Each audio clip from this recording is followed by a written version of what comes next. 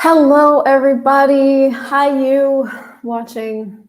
Welcome to the Crystal Crawford Show. I just got off a live Zoom call called What If Your Money Worked for You Instead of You Working for Your Money, which was the beginning of a study of this incredible resource called Right Riches for You. And this show is a live recap of the gems from that call as much as I can remember. So if those of you guys that are joining live, hi, it's nice to see you. A lot of you guys were on that call with me. If you guys have questions about money, financial reality, any of that, you can please put them in the comments. I see you. If you can tell me your name, that's also helpful because StreamYard doesn't really show me. Hi, Don. Hi, Facebook user. I am so grateful for these tools of access consciousness, you guys. And for me, this book has been one of the most pivotal resources for me to change everywhere I'm functioning with money. Here's the thing we got to get about changing anything. Here's the thing we got to get about changing anything is that we can. Anything can change. And that what we're currently creating from is this unconscious slurry of points of view. All right. So what I see a lot of people, what I see a lot of us trying to do with anything, I can give you an example and I will in a second, is we try to identify what we're the individual components of the slurry in order to obtain a different result. But the thing is, it doesn't really work because what you end up being distracted by is the slurry, and what you're never looking at is the choice you have for something different. I'm going to give you a really great example in my own life. Hi, Jasna. Hi, Maxie. Hi, Manvi. So I recently had a session with Gary Douglas. This is probably going to come up a lot in the next 25 years of my life. It's always going to be, I recently had this session. And, you know, I was going in looking at the slurry. And for those of you guys that don't know what I'm saying, it's S-L-U-R-R-Y. Slurry is like this chemical soup that gets created from mining, from fracking. It's a slurry of shit. Okay. So I went in with this slurry I was looking at, and I was really looking at changing where I was coping instead of living, essentially. So I went in with that question and I said, Gary, can you help me look at this? And he's like, well, I'll try. For those of you guys that have never had a conversation with Gary Douglas, he's he's that. And so I started asking him about this coping thing that I was doing. Now, when you're coping, money's hard. You react all the time. You're in survival, basically. Somewhere you've decided that this incredible amount of information that you get from being aware, which all of you are, by the way, is too much. And so instead of choosing receiving, which to me is like an upgrade of intelligence, you choose at some point to cope. And, you know, for me, I chose coping way back when I was 2 years old. So a lot of these decisions that we're living from now as grownups were made way back then. Okay. So I'm like, can you help me look at this? You know, this coping thing, I keep reacting. And I was really looking for the choice for something. Like, what can I choose for that would change this? I knew he was going to deliver to me something that was going to be overly simple. And I knew he was going to zag when I thought he was going to zig. And sure enough. So he said, well, what you got to get is, now, whenever Gary says what you got to get is, that is like the key dominant thing that if you are willing to let it change your life, will change everything. He goes, what you got to get is, would an infinite being choose to cope? Now, he didn't even say it with that much emphasis. He's just like, what you got to get is, would an infinite being choose to cope? And I was like, fucking hell. Inside. No. Now, at that point in the conversation, it was a 30-minute conversation. I was still like, okay, I know this stuff. I was annoyed with myself. I wasn't quite getting it yet. I was getting it, but I wasn't getting it. So I got no, an infinite being wouldn't choose to cope. But then I still had all these questions about all this material, the slurry, right? This is what we're looking at changing, is this slurry of points of view that are creating our reality. I knew I had all these unconscious points of view that was creating coping, that was creating reaction. Like, can you help me with this? So what about this other aspect? And he's like, well, would an infinite being choose that? Okay, I'm starting to hear him because it's the second time he's asked me that. I'm like, no. I went in for the third thing and I did get a piece of information. And here's what it was. He's like, I said, Gary, can you talk to me about this section right here? This section says that when I was little, I was aware that I needed to be protected. And he said, yeah, you were aware. And then what did you decide? And I was like, oh. He's like, you decided that coping was the only way to handle what you were aware of. You were correct that you needed to protect yourself from these crazy people. What's the greatest protection? And I was like, awareness. So it was the decision that I'd made, however many years ago, that was creating my life today, that I was still trying to change. But here's the thing about changing something. You can't actually change anything. You can only choose something else. So as I'm sitting with this whole thing, and this is such a money conversation, you guys, as I was sitting with this whole thing, and I'm like, what is the choice that I can make? And he's like, well, would an infinite being choose to cope? And I was like, no. I said, so the choice is infinite being. He's like, yeah, it's just a choice. Again, if you've ever talked to Gary, he's like, understates, well, it's just not significant. It's just a choice. And I'm like, yeah, but that choice like changes everything. So we go on with the session and there was other things that came up, but then it circled back around to like, well, I said, what is it that you know about infinite being that I'm not getting? And he's like, I know it. He yelled. He's like, I know it's a reality. Like, duh. And it was funny because I said, Gary, these things are so obvious to you, but it's not obvious to all of us. And I said, what would it take for the things that are obvious to Gary to be obvious to me? And he's like, great question. But it stuck with me. He said, I know this is a reality.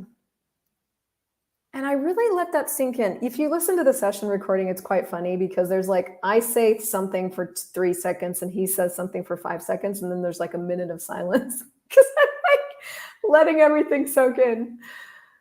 So he's like, I know this is a reality. And that's when it sunk in a different way. And he's like, so are you creating yourself as an infinite being or are you creating yourself as a finite being?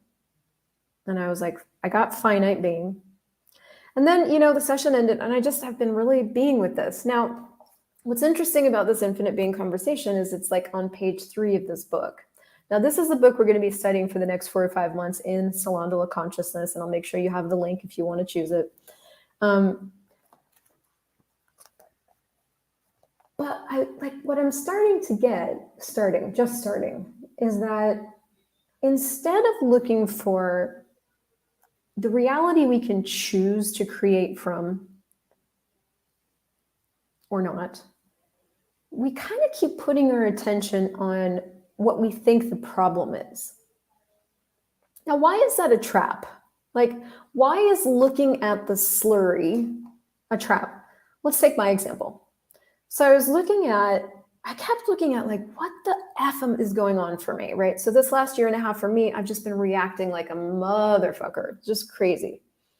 And I've talked about it in multiple ways. I've done different classes on it. I've run clearing loops on it. I've done all the things similar to what a lot of us have done around money, right? We've bought all the loops. We've gone to the calls. We've studied the workbook, or we've at least bought it and put it on our nightstand. A lot of us have that. I get that sense from a lot of us, like where we've kind of done all the things. Why isn't this changing? Me too. I've like looked at this from every direction. And finally I got to the coping thing and I'm like, oh, I've got it. This is the thing I'm doing. And he's like, well, yeah, but that's not the thing that's going to change it. Looking at the thing that you're doing isn't the thing that's going to change it. And I was like, well, what do you mean? He's like, well, look at this. So don't look at this. So here's my problem. Here's my problem, Gary. And I didn't approach it like that. I was just like, Gary, this is the thing I'm doing and I don't know how to change it. Can you help me? He's like, okay. What you got to get is, would an infinite being choose that thing? I'm like, no, but would an infinite being choose that thing? Well, no, but this. And he's like, yeah. Okay, so you're aware. You were aware of something. We got aware of other people's points of view with money. From the moment we came in, from the moment we were conceived, we were swimming in a soup of points of view about money, right? Parents' realities, grandparents' realities, all realities, we're swimming in it, right? So we come out and we're aware of all that. And we get aware that it's insane. And then we decide something about it. All unconscious. He's like, so you got to would an infinite being choose that thing that you chose back when you were 2? No. Did you know you were an infinite being when you were 2? No, I did not get that manual. My parents did not know or teach me that I was an infinite being. I did not get the infinite being training as a kid. I got finite being. Finite being is just where you have limited choices. So I was taught how to have limited choices.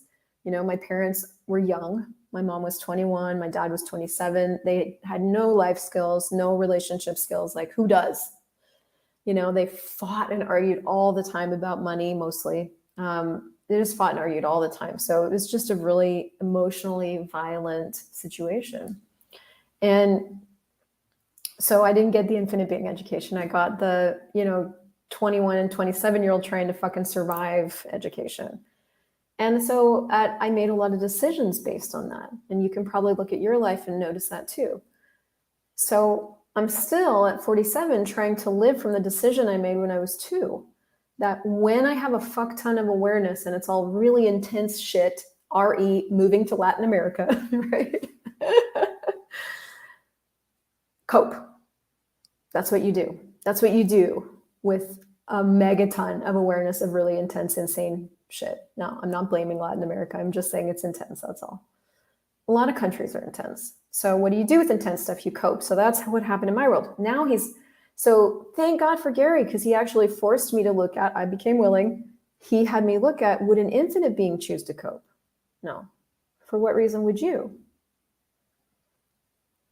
Well, and then there's not much there because I just did. I just chose it. And he's like, so are you still a kid now? And I know that sounds really overly simple, but it's like, so I said, no, of course I'm not still a kid. I'm a grown-up. So, what do you want to create your life as? Do you want to keep creating it as limited? Because that's what coping is. Coping is you can only cope or leave. Or do you want to create it as infinite being, as infinite possibilities and infinite choices? And I'm like, well, that one sounds different. So you got to get that that's a reality that you can choose now. And you can start to ask yourself, like, what would an infinite being choose? Let me give you this here.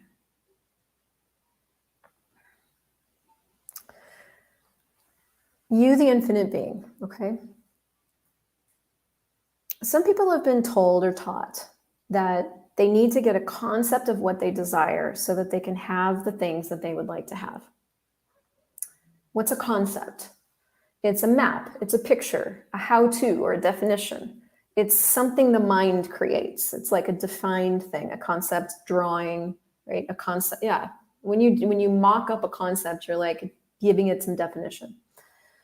The idea of getting a concept of what you desire may have some limited workability. Okay, so here we're talking about finite. It's got limited workability. But the universe is amazingly more vast and unlimited than anything your mind can comprehend or create. Let's use my example. So I'm living in the world as if I have to cope with it instead of opening and receiving and learning what an infinite being would choose, which is like unlimited. I don't even have reference points for that. Why would you want to use your mind to create your life in the same limited way that you have been? Why would you want to map out tomorrow, the day before you get there, so that you know what you're going to do? Why would you want to operate in a way that automatically limits what's available to you? So I get that some people just do want to live that way, and that's fine. Like, consciousness is just an inclusive reality. It includes everything everybody wants, everything everyone chooses, right? So you may be one of those people that does want to know what you're going to do tomorrow and does plan things out.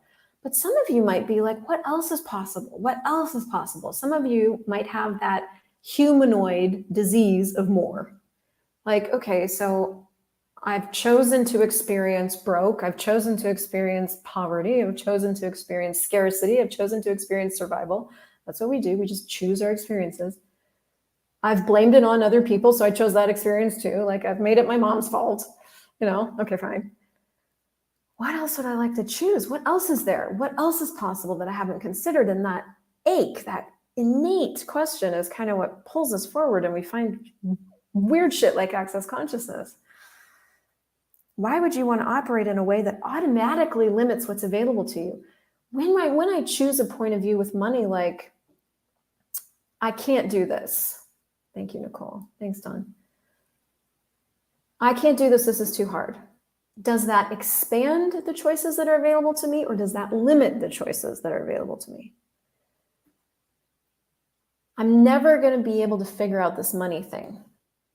Does that expand the choices that are available to me, or does that limit the choices that are available to me? So the moment I take a point of view, and as you can probably see with money in particular and relationship, same universe, the number of points of view that we're functioning from are pretty staggering, right? Most of them are completely unconscious and energetic, and we have no idea what they are. They're just running our lives. So we're trying, like this, trying to create a different reality with relationship beyond reaction, and can't, because I'm trying to create it from the point of view that if it gets too intense, I have to cope. I have that point of view. I've decided that that's true. So with that as a point of view in place, that becomes the anchor from which I can't remove myself from until I look at it and go, wait a minute, I don't have to create from that anymore. What would an infinite being choose? And all of a sudden that anchor starts to go, because it's not real to begin with. Your point of view that I'm never going to be good at money. These are terrible examples, I'm sorry. Is the anchor from which you cannot create anything but what supports it. So you have to prove that you're never going to figure out this thing with money. Until you start to actually choose a different question to create from. Okay, I see the anchor, awesome. Or I don't see the anchor. Maybe you don't see the anchors that you're creating from. All you can see is the fruit in your life. The fruit in your life is the fruit of what you're creating from. Okay, all your unconscious points of view. So we can go looking for all your unconscious points of view. We'll do a little bit of that in the process. What does money mean to you? This is part of that. Part of what is looking at your unconscious points of view. But what we're really going to be cultivating is what do you start to choose from that will create a different reality? What can you start to choose from that will create a different reality? Can you create a different reality from the same point of view? You have to choose something different to create from. Let's take my example of coping.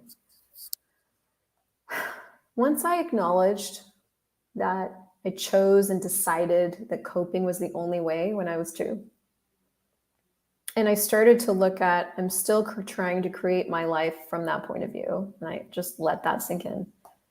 And I started to really let it sink in that infinite being was a reality I could choose. I had never chosen it before.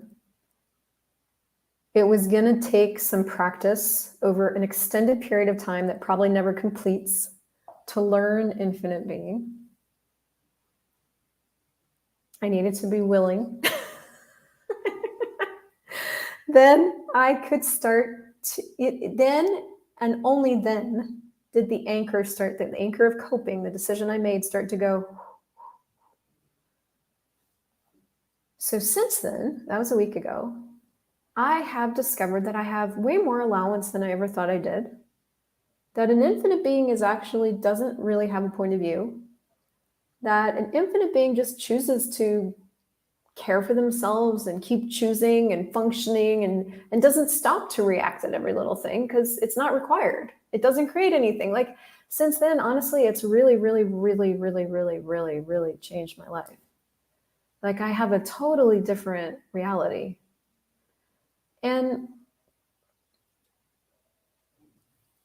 I get how this infinite being thing can seem really, really fucking conceptual, like really ridiculous. I'm willing to be ridiculous now, because what I'm starting to get is like unlimited reality, which is infinite being, is actually where I get to thrive as a person, you know? As an infinite being, as a finite being with limited choices, I have to react to stuff. I have to, because I have to be right about things. So I have limited choices there. And, you know, as a finite being, I can't just have a financial reality beyond this reality. I have to make it reference something. I have to make it make sense to other people, right? As a finite being, it's got to make sense. As an infinite being, nothing makes sense. There is no sense. Sense doesn't even exist. It's not even part of the conversation. So I can just have and ask for the financial reality that works for me. Let me give you another piece out of this book that we're going to be studying. That's so awesome. At the back, there's another few, it's like additional tools you can use to generate money. You guys can pick this up and study it on your own. I just like doing it with you because then I do it. Here's an additional tool. What would it take for blank to show up? Ask and you shall receive is one of the truths in the Bible. There's a lot of stuff in there that isn't true, but this is one of the truths, and it's the one we tend to ignore. We don't ask for what we desire in life. I'm so glad, Shayla. Thank you, Manvi. Thank you, Kiana. Sometimes when we're working with people on the subject of money, they'll ask, why can't I get out of debt? Why won't money show up so I can be happy? And we will ask them, well, have you asked for it? And they look at us, dumbfounded. So we repeat the question, well, have you asked for money? And they'll go, well, what do you mean? And we'll answer, you have to ask for something in order for the universe to work on your behalf so you can have it. You have to ask for something in order for the universe to work on your behalf. And they'll say to me, I've been working, I've been doing affirmations, I've been doing this, I've been doing that, and none of it is working.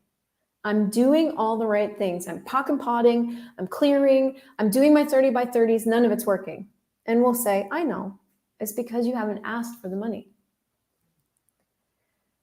We can't tell you how many people are doing everything right, but missing this one essential point. I'm reading this today and I'm like, have I asked for the money? Nope. I've chosen the money. I'm willing to work for the money. Have I asked for the money? I mean, I changed it immediately. Once they understand this and they start to ask the universe for what they desire, their financial situation starts to change. So a good way to ask for something is to say, what will it take for blank to show up? For example, what would it take for me to double my income this year? Instead of asking questions, most people make presuppositions. The only way I can double my income this year is if I have 2 full-time jobs, for example. The thing is that once you go into the presupposition mode and try to figure things out, then nothing else can show up for you. With doing that, you just created a giant limitation. I'm like, I am walking around creating these limitations for myself. Would an infinite being choose that? The way to generate what you wish to have is simply ask the universe for what you desire. What's it going to take for fill in the blank to show up? Is an effective way of doing this. Here's another key though. Once you ask, however, you've got to be willing to do what it's going to take to generate the money you're looking for. I thought that part was interesting. I can ask, and I'm going to ask all the time now. What I thought was interesting is once you ask, however, you've got to be willing to do what it's going to take to generate the money you're looking for. So it's not a one-step process. It's like ask, yes, and then be willing to do and be whatever it takes to generate the money you want. And that's what the universe can contribute to. If you're willing and you've asked, the universe is willing, and then the universe can contribute to it showing up. That is a totally different reality with money. What if your money worked for you instead of you working for money?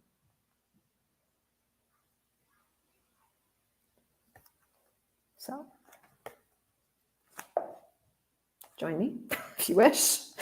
crystaljoycrawford.com/writeriches. We're going to start tomorrow. You have no notice. You choose right now. And you can come join in the membership way or monthly payment. We have global pricing. You can choose a one-time payment for just this book if you just want to do just this book. You can just buy the book and you can study it on your own. But I cannot recommend this enough. Actually, Shannon and David Kubis and Simone are starting to do classes on this. Eventually, I will become a Write Riches for You facilitator for classes. But for now, this exists. And as you can see, we need it. So come join me if you wish. Share this with your friends if you loved it. Watch this again and take notes if that would contribute to you. And I will see you in salon, or I will see you next week on the next show. Bye for now.